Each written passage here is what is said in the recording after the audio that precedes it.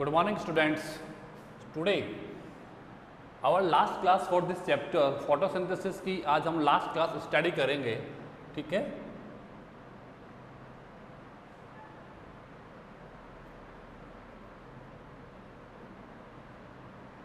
factor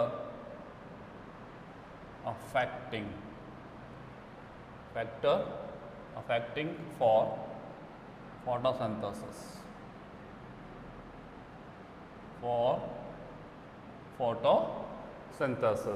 ठीक है, तो सबसे पहले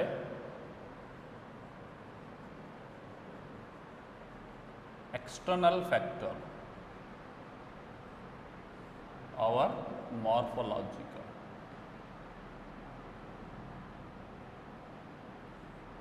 ठीक है, and second are internal factor. External factor में फर्स्ट है लाइट. लाइट में फर्स्ट पॉइंट आएगा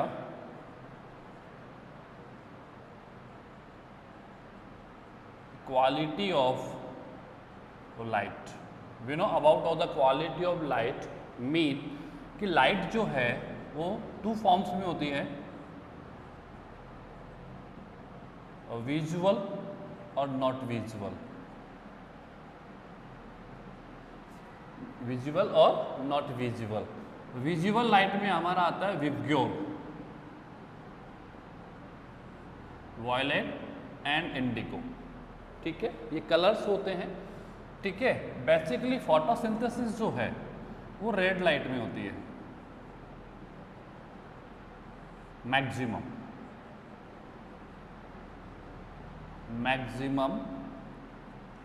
फोटो. छोटे छोटे पॉइंट्स है जो हमें लर्न करने हैं. Maximum photosynthesis takes place in red light than of blue light. सबसे ज़्यादा अगर फोटोसिंथेसिस होता है तो वो कहाँ पर होता है? रेड लाइट में होता है, than of the blue lights. ठीक है, बट मैक्सिमम फोटोसिंथेसिस हाईएस्ट जो पीएसआर होगा, हाई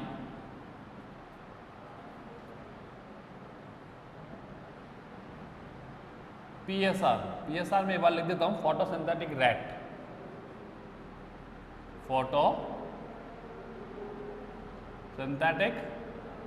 रेट जो है वो व्हाइट लाइट में मैक्सिमम होगी. ठीक है, और मिनिमम मिलेगी आप लोगों को ग्रीन में. तो लीव्स का कलर ही ग्रीन होता है. ग्रीन में मिनिमम. यहां पर पीएसआर क्या होगा? मिनिमम होगा, और यहां पर पीएसआर जो है वो मैक्सिमम होगा. व्हाइट लाइट में ज्यादातर होता है. हाँ, क्वालिटी ऑफ लाइट का मतलब हो गया the wavelength of lights. The wavelength of light की, लाइट की जो वेवलेंथ है वो हम लोग ऑब्जर्व कर रहे हैं. तो वेवलेंथ को हम लोगों ने विबग्यो में डिवाइड कर रखा है. ठीक है ना, violet, indigo, blue, green, yellow, orange and red. ठीक है, तो ध्यान रखना पीएसआर, हाईएस्ट पीएसआर जो है वो व्हाइट लाइट में होता है. ग्रीन में कम क्यों होता है? क्योंकि लीव्स का कलर ही ग्रीन है. लीव्स का कलर कौन सा है? ग्रीन है. क्लोरोफिल प्रेजेंस होता है, तो ग्रीन कलर का जो एब्जॉर्प्शन है वो सबसे कम होगा. ग्रीन कलर का जो एब्जॉर्प्शन है वो क्या होगा? सबसे कम होगा. So green light minimum PSR में आता है. किस में आता है? मिनिमम पीएसआर में आता है. ये हो गया आप लोगों का क्वालिटी ऑफ लाइट. क्या हो गया? Quality of light. सेकंड आता है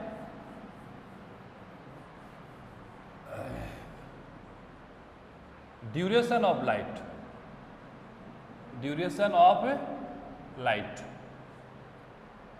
ठीक है, ड्यूरेशन ऑफ लाइट अगर आपको लर्न हो फोटो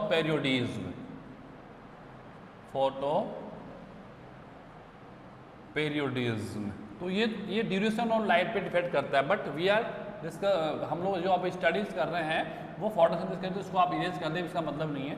ड्यूरेशन ऑफ लाइट का मीन हो गया कि किसी प्लांट को ग्रो करने के लिए कितनी लाइट की आवश्यकता होती है.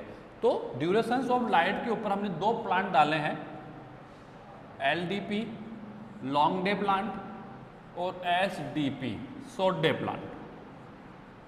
लॉन्ग डे प्लांट और short day plant, long day plant और शॉर्ट डे प्लांट, ठीक है ना, long day plant and short day plant, ठीक है। लॉन्ग डे प्लांट्स वो हैं जो जिनको लाइट जो है वो लंबे समय लॉन्ग टाइम के लिए चाहिए, ठीक है, और शॉर्ट डे प्लांट्स को लाइट जो है वो शॉर्ट टाइम के लिए चाहिए फॉर ग्रोइंग। जितनी अच्छी ग्रोइंग होगी उतना पीएसआर अच्छा हो जाएगा, जितनी प्लांट्स की ग्रोइंग अच्छी होगी उतना पीएसआर नंबर ऑफ लीव्स पे, भाई तो मैं भी जानता हूं कि number of chlorophyll, number of leaves, number of stomatas, इन पे डिपेंड करता है फोटोसिंथेसिस। पीएसआर जो होता है, फोटोसिंथेटिक रेट जो होता है, इन फैक्टर्स पे डिपेंड करता है। तो लॉन्ग डे प्लांट, कुछ ऐसे प्लांट्स होते हैं जिनको लाइट की जो है वो लंबे समय तक जरूरत होती है ग्रोइंग करने के लिए, और कुछ ऐसे प्लांट्स होते हैं जिनको ग्रो करने के लिए कम लाइट की आवश्यकता होती है। कुछ ऐसे प्लांट्स जिसे हम लोग कहते हैं इंडोर प्लांट्स, हम लोग बोलते हैं नहीं बोलते हैं, जिसको मैंने 12 घंटे की लाइट्स होती है। हम जानते हैं डे टाइम लाइट का टाइम होता है और नाइट टाइम जो होता है वहां पर एब्सेंस ऑफ लाइट्स होती है, ठीक है ना। तो अगर कोई लॉन्ग डे प्लांट होता है किसी प्लांट को ग्रो करने के लिए, किसी प्लांट्स को ग्रो करने के लिए फॉर द ग्रोइंग्स ऑफ, ठीक है ना, vegetative part of the plants के वेजिटेटिव पार्ट्स को ग्रोइंग करने के लिए लंबे समय तक नीड्स होती है लाइट्स की। और मेरे पास जो नेचुरल लाइट है वो 12 आवर्स की होती है, जो हम लोग सन से ऑब्टेन करते हैं, ठीक है ना। अगर किसी प्लांट को 16 आवर्स तक, किसी प्लांट को 16 आवर्स तक प्लांट लाइट की नीड होती है, तो जो 4 आवर एक्स्ट्रा जा रहा है वो 4 आवर प्रोवाइडेड होते हैं बाय द आर्टिफिशियल लाइट, जैसे कि हैलोजेंस वगैरह होती ही नहीं होती है, तो हम लोग बड़ी बड़ी हैलोजेंस लगाते हैं वहां पर। क्या लगाते हैं? बड़ी बड़ी हैलोजेंस लगाते हैं। हैलोजेंस क्या है? It is the sources of the light, it is the sources of light, but artificial lights में आती है। किस में आती है ये? आर्टिफिशियल लाइट्स में आती है ये, ठीक है। तो long day plant and short day plant, ये हो गया ड्यूरेशन ऑफ लाइट्स में आ गया। किस में आ गया? ड्यूरेशन ऑफ लाइट्स में आ गया, ठीक है। उसके आगे इस चीज को आप लोग एक पॉइंट और डाल सकते हो, ठीक है। एक चीज ध्यान रखना, फोटोसिंथेसिस एंड रेस्पायरेशन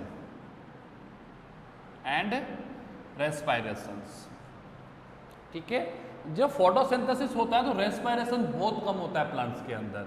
और मैं जानता हूं डे टाइम की अगर मैं बात करूं, एक तो क्या डे टाइम, एक हो गया मॉर्निंग का टाइम, ठीक है, और एक हो गया इवनिंग का टाइम। मॉर्निंग फोटोसिंथेसिस बहुत स्टार्ट नहीं होता है, इवनिंग में फोटोसिंथेसिस नहीं होगा है। Photosynthesis appear occur in the day time. तो इनका जो रेशो होता है वो होता है 10:1, यानी कि रेस्पायरेशन के कंपेयर में 10 मल्टीप्लाई ज्यादा होता है फोटोसिंथेसिस। क्या होता है? ज्यादा होता है during the day time. Day time पर रेस्पायरेशन कम होता है क्योंकि वहां पर फोटोसिंथेसिस रेगुलर चलता रहता है। जो बढ़ता हुआ कहां तक आ जाता है? 20:1 तक आ जाता है। कहां तक आ जाता है? 20:1 तक आ जाता है। अगर मैं मॉर्निंग की बात करूं तो मॉर्निंग के अंदर PR जो है वो इक्वल है, P for photosynthesis, R for respiration. दोनों की वैल्यू क्या होती है? इक्वल होती है, 1/1:1, यानी जितना फोटोसिंथेसिस होगा उतना ही रेस्पायरेशन होगा, ठीक है। इवनिंग के अंदर P और R का जो रेशो आएगा वो भी 1/1 हो जाएगा, मतलब इक्वल हो जाएगा। यहाँ भी इक्वल होगा और यहाँ भी इक्वल होगा। लेकिन डे टाइम पर photosynthesis is higher, photosynthesis is maximum than of the respiration, and ratio should be 10:1 starting पे, जब हम मॉर्निंग से अपर चलते हैं। जब हम लोग आफ्टरनून पे आ जाते हैं, दोपहर के टाइम पे लाइट की इंटेंसिटी बढ़ जाती है, लाइट की इंटेंसिटी बढ़ जाती है, दैट टाइम जो रेशो होगा वो होगा विल बी 20:1, यानी कि इतना मल्टीप्लाई हो जाता है। फिर ये धीरे धीरे वापस डिक्रीज होगा, वापस क्या होगा? डिक्रीज होगा, यानी कि मॉर्निंग में इंक्रीज हुआ, आफ्टरनून में हाई हो गया, एंड वापस क्या हो जाएगा? ये डिक्रीज होकर वापस आ जाएगा। ये 1:1 से स्टार्ट हुआ था, फिर ये 2:1 हो गया, फिर 3:1 हो गया, यहाँ पर आ गया मैक्सिमम 20:1, देन आफ्टर 19:1, 18:1 आएगा, नहीं आएगा, और लास्ट में क्या आ जाएगा? 1:1। तो ये तो हो गया इवनिंग टाइम और ये हो गया मॉर्निंग टाइम। और ये आप लोगों का यहाँ से लेकर यहाँ पर कौन सा टाइम हो गया? डे टाइम हो गया। कौन सा टाइम हो गया? डे टाइम हो गया, ठीक है ना। तो जहां पर बैलेंसिंग होता है, ये बैलेंस है और ये बैलेंस है, इसको हम लोग कहते हैं light compensation. Compensation point, it is called light compensation point. इसको मैं क्या कहूंगा, लाइट कंपनसेशन पॉइंट्स कहेंगे हम लोगों को। इसको ध्यान रखना, what is the light compensation points and what is the value. 1/1 मतलब इक्वल होता है, P और R का जो रेशो होता है वो इक्वल होगा during the at the times of evening and at the times of morning. Morning और इवनिंग में क्या होता है, इनका जो रेशो होता है वो क्या होता है, इक्वल होता है। But during the day time जो है रेशो जो है वो चेंज होगा, विल बी चेंज, ठीक है ना। मैंने 6 से 7 पे आया, 7 से 8 o'clock, देन 9, 10, 11, 12 पे आ गया, मैक्सिमम हो जाएगा। फिर 1, 2, 3, 4, 5, क्योंकि इंटेंसिटी बढ़ती है और फिर लाइट की इंटेंसिटी मतलब टेम्परेचर बढ़ेगा, हाई लाइट बहुत तेज हो जाती है, तो लाइट तेज होगी टेम्परेचर राइज होता है, ठीक है। फिर वो लाइट वापस क्या होगी, गिरेगी। लाइट क्या होती है, गिरेगी। द इंटेंसिटी ऑफ लाइट क्या होती है, डिक्रीज होना स्टार्ट हो जाएगी। तो हाई इंटेंसिटी ऑफ लाइट पर फोटोसिंथेसिस मैक्सिमम होता है। फोटोसिंथेसिस क्या होता है, मैक्सिमम। ये हाई इंटेंसिटी ऑफ लाइट है, इस पॉइंट को मैं कहता हूं high intensity of light. High intensity of light जहां पर फोटोसिंथेसिस मैक्सिमम फॉर्म में, कहां पर है, फोटोसिंथेसिस मैक्सिमम। रेस्पायर तो उसी फॉर्म में है, बट फोटोसिंथेसिस क्या हो रहा है, बढ़ता जाएगा एंड देन डिक्रीज होगा, इंक्रीज होगा एंड देन डिक्रीज हो जाएगा, ठीक है ना। और equal form it's called light compensation point, there P and R जो है वो क्या है, इक्वल फॉर्म में। कौन सी फॉर्म में है, इक्वल फॉर्म में है। तो ये हो गया आप लोगों का लाइट। मेन फैक्टर ध्यान रखना, लाइट ही है इसके अंदर। सेकंड फैक्टर आता है मेरा टेम्परेचर। अब टेम्परेचर को मैं देखूं, मुझे थोड़ा थोड़ा लर्न होना चाहिए। वैसे तो आप लोग सेल्फ बेस्ड को स्टडी कर सकते थे, ठीक है। सेकंड पॉइंट है मेरा टेम्परेचर। टेम्परेचर जो है वो ऑप्टिमल टेम्परेचर जो होता है वो होता है 20 से 35 डिग्री सेंटीग्रेड। इस टेम्परेचर पर PSR मैक्सिमम होता है, PSR मैक्सिमम होगा, ठीक है। PSR क्या होगा, मैक्सिमम होगा। Is that clear. अब इसमें एक्सेप्शनल फॉर्म मिलेंगे आप लोगों को। एक्सेप्शंस की बात करूं मैं तो कुछ कॉनिफर है, लाइकेन है, जो -35 डिग्री सेंटीग्रेड पर सर्वाइव कर रहे हैं। -35 डिग्री सेंटीग्रेड के ऊपर जिनका PSR मैक्सिमम होता है, क्या होता है, PSR मैक्सिमम होता है। तो एक्सेप्शन हो गया। ऐसे ही एक्सेप्शन आप थर्मल एल्गी की बात करें, thermal algae oscillatoria, oscillatoria, thermal algae है। ये कौन सा है, थर्मल एल्गी है, जो 70 से 80 डिग्री सेंटीग्रेड के ऊपर PSR करता है। फोटोसिंथेटिक रेशियो क्या करता है, मैक्सिमम करता है। तो ये क्या हो गया, these are the exceptional forms than of optimal temperature. अगर मैं ऑल ओवर प्लांट्स को ऑब्जर्व करता हूं तो ऑल ओवर प्लांट्स का जो ऑप्टिमल टेम्परेचर है वो 20 से 35 डिग्री सेंटीग्रेड का है, 20 से 35 डिग्री सेंटीग्रेड का है। समझ में आ रहा है ना। बट एक्सेप्शनल फॉर्म की डिस्कस करें तो कॉनिफर और थर्मल एल्गी। कॉनिफर -35 पे काम कर रहा है और थर्मल एल्गी 70 से 80 डिग्री सेंटीग्रेड पे क्या कर रहा है, वर्कआउट कर रहा है। तो ध्यान रखें आप इस चीज को, ठीक है। Now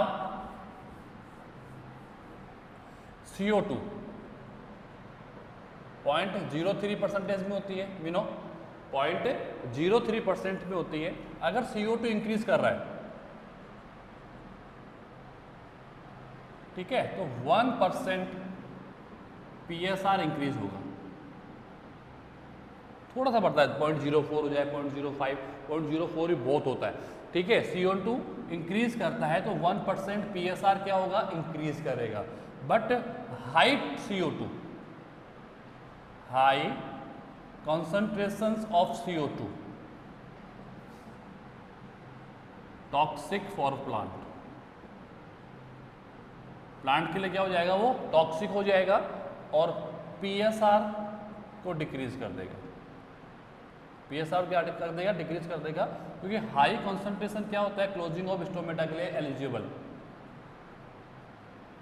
closing of stomata. Stomata से क्या कर देगा, ये क्लोज कर देगा। क्या कर देगा, क्लोज। तो मैं क्या कर रहा हूँ, एक ऑप्टिमल फॉर्म ही रेंज होती है। ऑप्टिमल फॉर्म से आप नीचे जाओगे या अबव जाते हो, डिक्रीज करते हो कंसंट्रेशन को या इंक्रीज करते हो, तो वो फिर वो फैक्टर अफेक्ट करना स्टार्ट कर देगा। वो फैक्टर क्या करेगा, उसको अफेक्ट करना स्टार्ट कर देगा। तो ये हो गया CO2। उसके आफ्टर आता है O2। O2 फोटो रेस्पायरेशन याद है कि नहीं है, फोटो रेस्पायरेशन। ये कब आता है, high concentration of O2 than of CO2। तो यहां पर PSR क्या हो जाएगा, डिक्रीज हो जाएगा।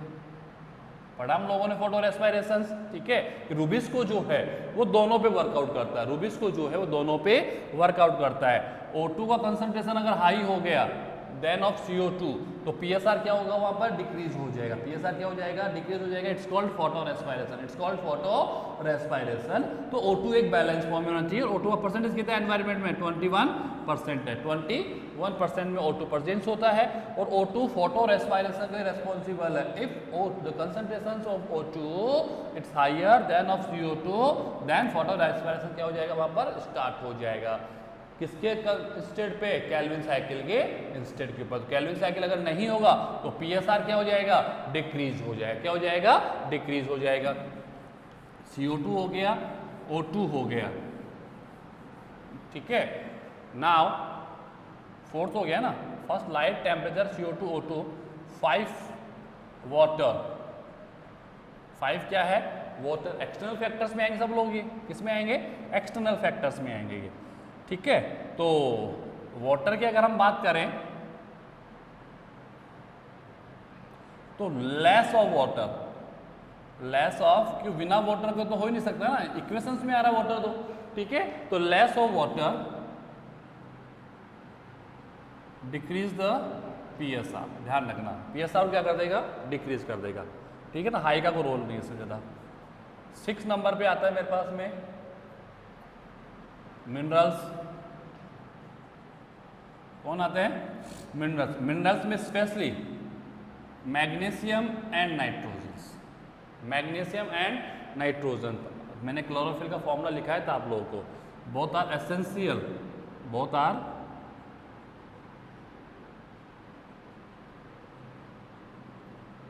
Essential for synthesize of chlorophyll, right ना। ये से नो, दोनों क्लोरोफिल के सिंथेसाइजेशन में कंपल्सरी है। भाई मैग्नीशियम भी चाहिए और नाइट्रोजन भी चाहिए। क्लोरोफिल का जो फॉर्मूला, मैंने क्लोरोफिल ए का फॉर्मूला बताया आपको, बी का फॉर्मूला बताया था, ठीक है। तो क्लोरोफिल का जो स्ट्रक्चर है, क्लोरोफिल का जो सिंथेसाइजेशन होता है with the presence of magnesium और नाइट्रोजन, अगर इनकी क्वांटिटी लेस हो जाएगी, लेस ऑफ मिनरल्स, यस है नो, लेस ऑफ मिनरल्स, तो 100% क्या हो जाएगा, क्लोरोफिल का फॉर्मेशन नहीं हो पाएगा। और क्लोरोफिल अगर लेस हो जाता है तो PSR डिक्रीज हो जाएगा। क्या हो जाएगा, डिक्रीज हो जाएगा। तो लेस ऑफ मिनरल्स, अगर मिनरल्स लेस हो जाते हैं, मैग्नीशियम और nitrogen both are essential for the synthesization, for the synthesization of chlorophyll. Chlorophyll का जो सिंथेसाइज होता है वो मैग्नीशियम और नाइट्रोजन की प्रेजेंस में होगा। मैग्नीशियम एंड नाइट्रोजन के किस में होता है, प्रेजेंस में होता है, ठीक है ना। तो अगर इनकी क्वांटिटी को लेस कर दिया जाता है, लेस ऑफ मिनरल्स यानी मैग्नीशियम और नाइट्रोजन अगर लेस हो जाता है तो फिर क्लोरोफिल प्रॉपर नहीं बन पाएगा। और without chlorophyll photosynthesis not possible, photosynthesis होगा ही नहीं। और एक चीज और ध्यान रखना, रूबिस्को पढ़ा हम लोगों ने, रूबिस्को भी यूज करता है मैग्नीशियम और नाइट्रोजन को, मैग्नीशियम और नाइट्रोजन को, ठीक है ना। इट्स हाफ, यानी कि लीफ के पास जितना नाइट्रोजन होता है टोटल लीफ के पास, उसका हाफ तो रूबिस्को यूज करता है, उसका हाफ तो कौन यूज करता है, रूबिस्को। तो अगर नाइट्रोजन नहीं होगा तो रूबिस्को एंजाइम वर्कआउट नहीं कर पाएगा। Rubisco for the dark reaction without group of enzyme possible नहीं है। और ग्रुप ऑफ एंजाइम्स में कौन आ रहा है, रूबिस्को आ रहा है। तो rubisco use half of nitrogen than of the total nitrogen of leaf.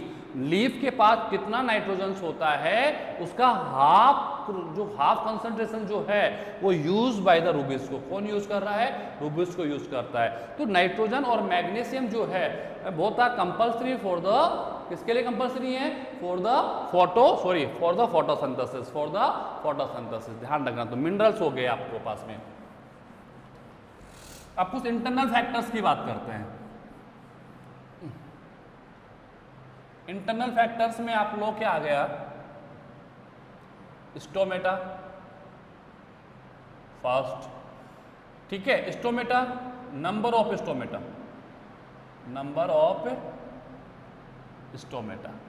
ठीक है। स्टोमेटा का बड़ा रोल है, स्टोमेटा का पीएसआर फोटोसिंथेसिस में बड़ा रोल है, क्योंकि स्टोमेटा के थ्रू ही CO2 क्या होता है, एंटर होता है, CO2 क्या होता है, एंटर होता है। तो अगर नंबर ऑफ स्टोमेटास प्रॉपर होंगे तो पीएसआर भी क्या रहेगा, प्रॉपर बैलेंस फॉर्म में होगा। किस फॉर्म में होगा, बैलेंस फॉर्म में। और अगर नंबर ऑफ स्टोमेटास प्रॉपर नहीं है, नंबर ऑफ स्टोमेटास कम होंगे तो फोटोसिंथेसिस भी क्या हो जाएगा, कम हो जाएगा। या फिर स्टोमेटास ओपन नहीं हो पा रहे हैं तो CO2 क्या है, can not enters into the leaves, leaf के अंदर एंटर नहीं कर सकता, तो दैट टाइम भी क्या हो जाएगा, पीएसआर क्या हो जाएगा, डिक्रीज हो जाएगा, पीएसआर क्या हो जाएगा, डिक्रीज हो जाएगा, ठीक है। ये हो गया स्टोमेटा। उसके आफ्टर नंबर ऑफ क्लोरोफिल, ठीक है, number of chlorophyll, number of chlorophyll, ये भी किसको अफेक्ट करता है, पीएसआर को अफेक्ट करेगा। अगर इसकी संख्या कम हो जाएगी, नंबर ऑफ क्लोरोफिल्स लेस हो गए, तो नंबर ऑफ क्लोरोफिल्स का लेस होने का मतलब क्या हो गया, एब्जॉर्प्शन ऑफ लाइट क्या हो जाएगी, लेस हो जाएगी, एब्जॉर्प्शन ऑफ लाइट क्या हो जाएगी, लेस हो जाएगी। और अगर लाइट का एब्जॉर्प्शन प्रॉपर नहीं हो पाएगा तो जो आपका साइक्लिक और नॉन साइक्लिक प्रोसेस है वो प्रॉपर नहीं होगा, जिससे कि आप लोगों का रॉ मटेरियल्स कम बनेगा, रॉ मटेरियल कम बनेगा तो क्या होगा, पीएसआर क्या हो जाएगा, डिक्रीज हो जाएगा। इसके आप थर्ड लीफ, लीफ के अंदर आता है लीफ एज, लीफ का एज कितना है, लीफ का लाइफ स्पान कितना है, लीफ का लाइफ स्पान है कितना होगा, ठीक है ना। तो अगर लीफ का लाइफ स्पान अच्छा होगा, बड़ा होगा, तो लीफ की एज अच्छी है तो फोटोसिंथेसिस अच्छा होगा। लीफ की एज अगर बहुत शॉर्ट फॉर्म में है तो फोटोसिंथेसिस भी क्या हो जाएगा, वहां पर कम हो जाएगा, फोटोसिंथेसिस क्या हो जाएगा, वहां पर कम हो जाएगा, ठीक है। एक वर्ड और आता है इसमें, प्रोडक्ट, फोर्थ। छोटे छोटे पॉइंट्स हैं, इंपॉर्टेंट नहीं इतने, बट मुझे लर्न होना चाहिए। प्रोडक्ट में क्या होता है कि पीएसआर से ग्लूकोज बनता है, राइट ना। फोटोसिंथेसिस क्या बनता है, ग्लूकोज। कई बार क्या होता है, ग्लूकोज का एक्यूमुलेशन हो जाता है, बहुत ज्यादा यूज हो नहीं रहा है तो ग्लूकोज क्या हो जाएगा, एक्यूमुलेट हो जाएगा, स्टोर हो जाता है मेसोफिल सेल्स के अंदर। किसके अंदर, मेसोफिल सेल में। और मेसोफिल सेल्स में क्या हो रहा है, फोटोसिंथेसिस हो रहा है, क्या हो रहा है, फोटोसिंथेसिस हो रहा है। तो the एक्यूमुलेशंस of glucose in mesophyll cells decrease the PSR, PSR को क्या कर देगा, डिक्रीज कर देगा, क्या कर देगा, डिक्रीज कर देगा। कि जब ग्लूकोज का कंसंट्रेशन जो फोटोसिंथेसिस से बन रहा है अगर वो आगे नहीं पहुंच पा रहा है, उसका ट्रांसफर नहीं हो पा रहा है, तो ग्लूकोज क्या हो जाएगा, उसी सेल में स्टोर हो जाएगा, उसी सेल में क्या हो जाएगा, स्टोर हो जाएगा। तो अगर ग्लूकोज का एक्यूमुलेशन हो रहा है, ग्लूकोज स्टोर हो रहा है, तो फिर वो फोटोसिंथेसिस को ब्रेक कर देता है, वहां पर फिर फोटोसिंथेसिस क्या हो जाएगी, ब्रेक हो जाएगी, जिससे कि पीएसआर क्या हो जाएगा, डिक्रीज हो जाएगा। जो किस में आ रहा है, प्रोडक्ट्स में आ रहा है, किस में आ रहा है, जो प्रोडक्ट में आएगा, किस में आएगा, प्रोडक्ट्स में आएगा, ठीक है ना। ऐसे ही कुछ पॉइंट्स है, मैं आपको लिखा दूं, मुझे नेम देखने पड़ेंगे। इनहिबिटर, इनहिबिटर्स कुछ केमिकल्स होते हैं। केमिकल्स आते कहाँ से, ये बेसिकली हर्बिसाइड से आते हैं, हर्बिसाइड्स है, फंजीसाइड्स वगैरह होते हैं, इंसेक्टिसाइड्स होते हैं, प्लांट्स की ग्रोइंग को बढ़ाने के लिए, प्लांट्स की ग्रोइंग को बढ़ाने के लिए, प्रोडक्शन को बढ़ाने के लिए ज़्यादातर फार्मर्स क्या करते हैं, फंजीसाइड फंगस को खत्म करने के लिए, इंसेक्टिसाइड इंसेक्ट को खत्म करने के लिए, हर्बिसाइड जो प्लांट्स के साथ अनडिजायरेबल प्लांट्स लग जाते हैं, हर्ब्स वगैरह लग जाते हैं, उनको रिमूव करने के लिए हम लोग कुछ केमिकल्स यूज़ करते हैं। वो केमिकल्स क्या होते हैं, रूट्स की हेल्प से प्लांट में एंटर कर जाते हैं। किस में एंटर कर जाते हैं, प्लांट्स में एंटर कर जाएंगे, जैसे कि DCMU है,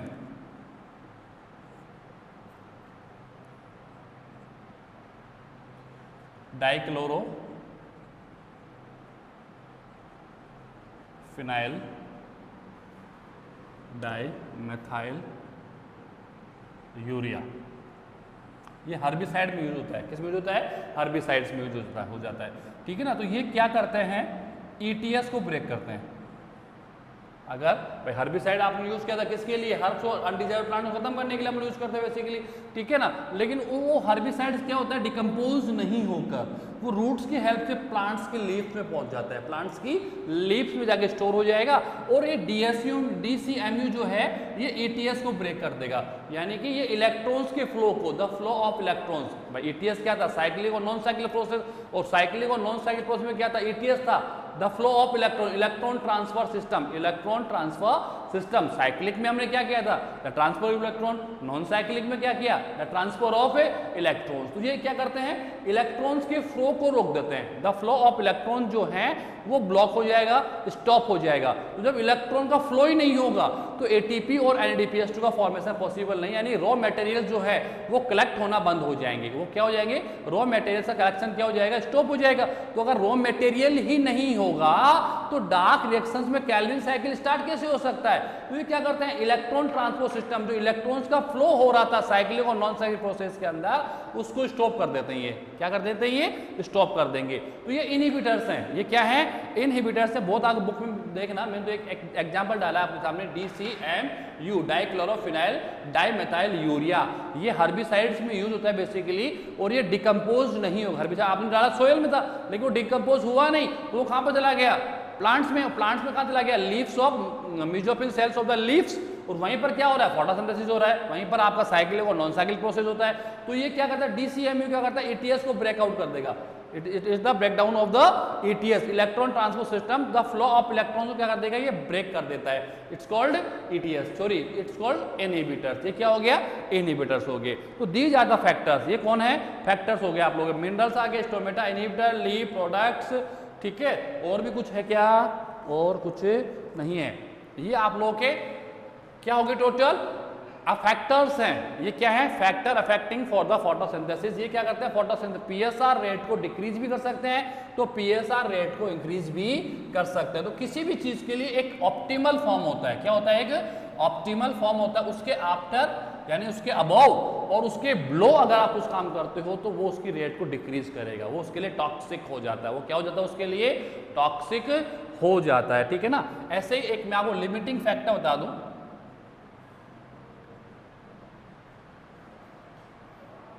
फैक्टर ब्लैकमैन ने इसको ऑब्जर्व किया था, ठीक है। लिमिटिंग फैक्टर के पहले मिनिमम फैक्टर आया था एक, लैबिक के थ्रू, लैबिक था उसका ऑब्जर्वर, उसी का एक मॉडिफिकेशन है ये। इससे पहले आया था मिनिमम लिमिटिंग ऐसा कुछ वर्ड था, या मिनिमम फैक्टर्स ऐसा कुछ वर्ड था वो, ठीक है। तो लैबिक ने दिया था, ब्लैकमैन ने, मेन इंपॉर्टेंट ये है limiting factors, that was postulated by the Blackman. Blackman ने फोटोसिंथेसिस के ऊपर एक लिमिटिंग फैक्टर रिप्रेजेंट्स किया था। लिमिटिंग फैक्टर का मतलब क्या होता है कि कैपेबिलिटी,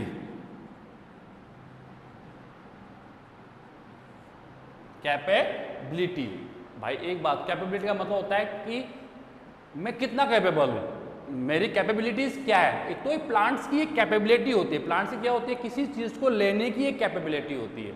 जैसे मैं कहूं कि plants regularly absorb the CO2 by the help of stomata with the presence of light, ठीक है, फॉर द फोटोसिंथेसिस। फोटोसिंथेसिस को कंप्लीट करने के लिए प्लांट्स क्या करता है, CO2 को एब्जॉर्ब करता है ग्राम्स में। किसके अंदर एब्जॉर्ब करता है, ग्राम में एब्जॉर्ब करता है, with the presence of chlorophyll, with the presence of chlorophyll, with the presence of light, with the presence of light, ठीक है। तो लाइट की इंटेंसिटी होती है, ठीक है। और एक प्लांट की जो कैपेबिलिटी है, प्लांट की जो कैपेबिलिटी है, मैंने ये कहा plant during the day time absorb the CO2 को एब्जॉर्ब करता है। क्या करता है, CO2 को एब्जॉर्ब करता है, ठीक है ना। अब CO2 को एब्जॉर्ब करता है तो इसकी कैपेबिलिटी क्या है कि 1 आवर में, 1 आवर के अंदर ये प्लांट CO2 को 5 ग्राम एब्जॉर्ब कर सकता है। क्या कर सकता है, ओनली 5 ग्राम ऑब्जॉर्व कर सकता है, जो उसको लाइट मिल रही है, जो कंडीशन उसके सामने है, जो लाइट उसको अवेलेबल है, उस लाइट में, उस लाइट के अंदर 1 आवर में 5 ग्राम वो ले सकता है, तो स्टार्ट किया उसने, सबसे पहले उसने 1 ग्राम लिया, पीएसआर पे कोई इफेक्ट नहीं आएगा। फिर ये चीज़ 2 ग्राम हो गई, पीएसआर पे कोई इफेक्ट नहीं आएगा। फिर ये चीज़ 3 ग्राम हो गई, पीएसआर पे कोई इफेक्ट नहीं आएगा। 4 ग्राम हो गई, पीएसआर पे कोई इफेक्ट नहीं आएगा। 5 ग्राम हो गई, पीएसआर पे कोई इफेक्ट नहीं आएगा। लेकिन इससे ज़्यादा वो इसको एब्जॉर्ब नहीं कर सकता। और अगर एब्जॉर्प्शन होगा, इनकेस अगर वो उसको एब्जॉर्ब कर भी रहा है, तो फिर वो पीएसआर को गिरा देगा। फिर वो पीएसआर क्या गिरा देगा। क्यों? क्योंकि उसकी लिमिट कितनी थी? 5 ग्राम की थी। कितनी लिमिट थी? ओनली 5 ग्राम की। जो उसको इंटेंसिटी ऑफ लाइट मिल रही है, जो उसको टेम्परेचर मिल रहा है, जो कंडीशंस, जो क्लाइमेट उसके सामने है, हर एक प्लांट का लिमिट्स अलग होता है। हर एक प्लांट का लिमिटिंग फैक्टर डिफरेंट होता है। हर एक प्लांट का क्या होता है? लिमिटिंग फैक्टर डिफरेंट होता है।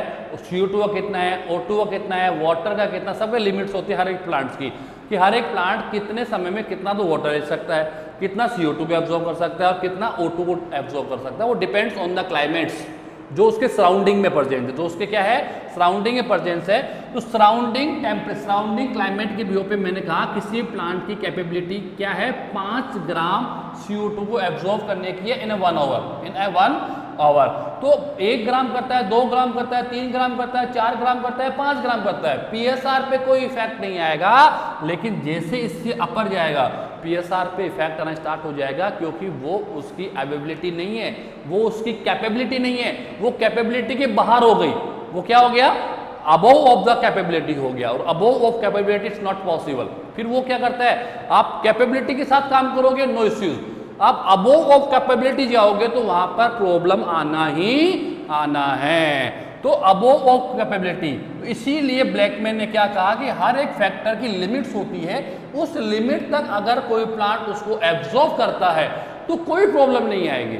बट अबोव ऑफ लिमिट जाता है या बिलो ऑफ लिमिट काम करता है तो पीएसआर 100% क्या होगा? डिक्रीज होगा, विल बी डिक्रीज। क्या हो जाएगा? डिक्रीज। क्योंकि लॉ ऑफ कंसंट्रेशन भी डिक्रीज हो, लॉ ऑफ कंसंट्रेशन भी टॉक्सिक है, तो हाई कंसंट्रेशन भी एक टाइप से टॉक्सिक हो जाता है। जो भाई डिस्कम्फर्ट कर दे, डिसऑर्डर डेवलप कर दे, डिस्टर्ब कर दे, वो क्या है?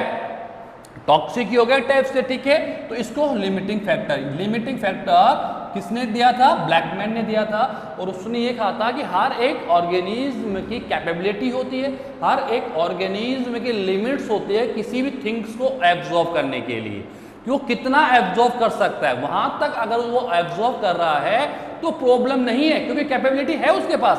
But above the capability, absorption of anythings, it is the discomfort of the plant. वो क्या हो गया? एक प्लांट के लिए डिस्कम्फर्ट हो गया, डिस्टर्बेंस ऑफ द प्लांट्स, वो प्लांट्स के लिए क्या हो गया? एक डिस्टर्बेंस हो गया। It's not possible. ठीक है ना? In that condition PSR 100% will be decrease. PSR क्या हो जाएगा? डिक्रीज हो जाएगा। रेट ऑफ फोटोसिंथेसिस क्या हो जाएगा? वहां पर डिक्रीज हो जाएगा। समझ में आ रहा है, नहीं हो रहा? तो ये आप लोग के हो गए factor affecting for the photosynthesis. Photosynthesis को कौन कौन से फैक्टर कितना कितना कैसे कैसे अफेक्ट कर सकते हैं, वो मैंने आप लोगों को स्टडी करवा दिया है। And this is the last point of this chapter, photosynthesis on my blog. It's complete for today. आज क्या हो चुका है? ये कंप्लीट हो चुका है। इसके बाद में मेरे पास अब हम लोग we will discuss on second chapter respiration, हम लोग डिस्कस करेंगे। ठीक है, अब हम लोग हमारा जो नेक्स्ट चैप्टर होगा वो होगा रेस्पायरेशन होगा। मैंने जितना आपको मैं पढ़ा सकता था उतना मैंने आपको स्टडी करवा दिया है। Okay, thank you very much. Be safe for the covid.